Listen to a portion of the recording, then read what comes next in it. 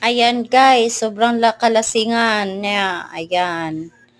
Hinayaan ko na lang siya matulog sa baba guys kasi ang bigat-bigat niya. Ayaw niyang makinig sa akin na aakyat na kami at para makapag-relax siya ng maayos at makapahiga siya ng maayos. Edi, ayaw niya makinig. Ayan. Yakapan niya ako ng yakap. Ayan. So, hinayaan ko na lang muna siya dito sa baba na makatulog ng maayos. Hindi ko na lang muna siya inestorbo. So, ayan guys.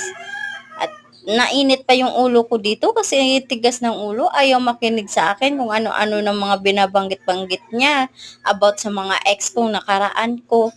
Ayan. So, ayan guys, pasensya na kayo sa voice over ko guys kasi hindi ko masyadong marunong mag-voice over eh.